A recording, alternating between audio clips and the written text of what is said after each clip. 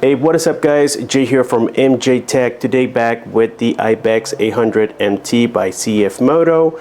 This is also the 800MT for the international users out there, and this tutorial should work for either bike as they are exactly the same.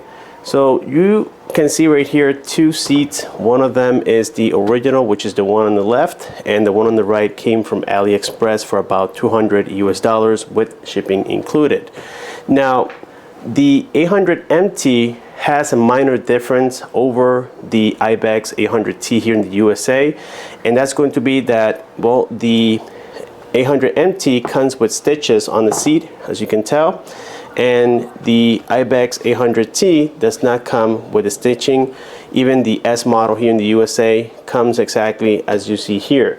Now for a lot of people who are a little picky, well, that could be a problem. In my case, I'm okay with it because the way the stitching ends, well, you don't see, you don't feel like it needs to continue on the back seat, because when you put the back seat on, it kind of goes like this. And so you guys can see right here that the pattern ends about here. So it just looks like it's part of the middle side instead of the stitching continuing. But the international version, the 800MT, does have the stitching on the back seat as well. So it doesn't really bother me, guys, because it's more than I thought it was going to be in the sense of helping me out with the stands. And well, looking at it from the other side, I did get the one with the heating element. However, guys, there's just a slight issue, is that the wire on the one from AliExpress is a little bit shorter by about 2 inches. So I can't connect it to the bike unless I detach the little harness from the frame of the bike. It has like a little retaining clip, and if I get that off, then yes, I can connect it to the aftermarket seat. Now the differences that you guys probably see right now is the fact that this has the tools, and I'm talking about the factory seat, still has the suspension tool for adjustment. So all I have to do is put it on this side, and it has the little cutout so that you can put everything as if it was the real deal, guys. Now honestly speaking here, when you compare both of them, at least at the bottom side, the build quality feels just about the same. They even have these markings from factory. This is the OEM, and the aftermarket has it as well, and it is a little bit lighter. So basically what they did is that they put less cushion on the middle side to make it lower, and it is about 30 millimeters lower than the factory one. So this is the factory one, and you can see the differences right here, guys. This one even has a more pronounced curve here towards the front than the OEM. I don't know if you guys can see that, but we do have differences.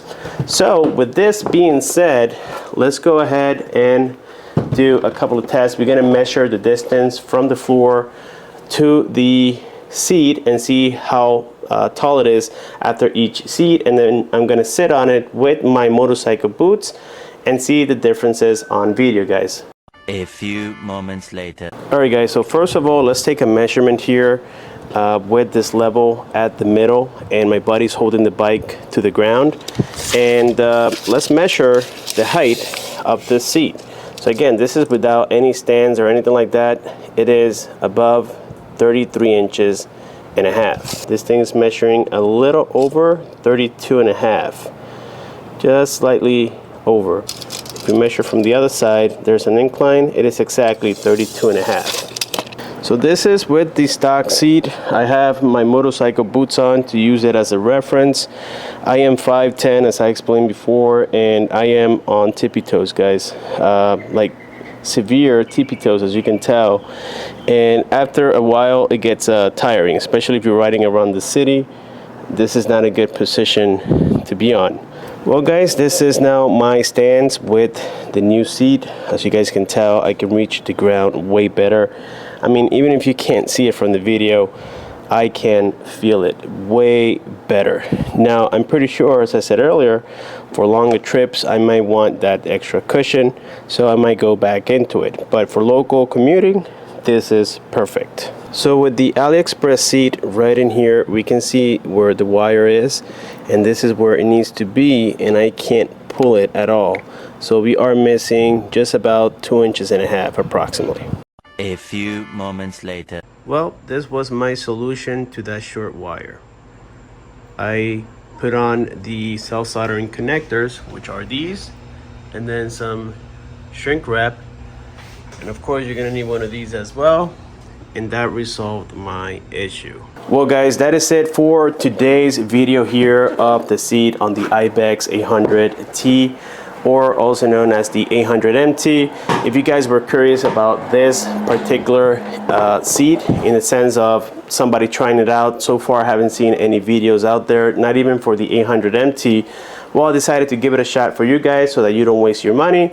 As I said before guys, the only two issues that I can see people minding is the fact that it has stitching versus the Ibex here in the USA does not have the stitching, and second, the wire is a little short and also is missing a little rubber piece, I guess, to seal it off. So if you look here at the OEM, that little rubber piece, I can easily transfer it to this one, but I did observe that later on as I was making the video, so this one is missing it. And I'm talking about the aftermarket one. The heating element inside works as well. There's no defects. I'm okay with the stitching, again, as it does help quite dramatically.